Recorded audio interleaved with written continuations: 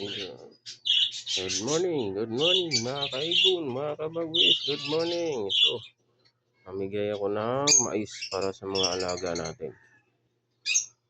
So, bigyan natin sila tag isa-isa. So,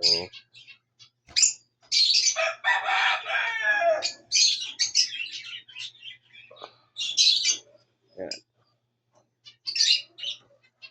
Sa mga alaga nating African.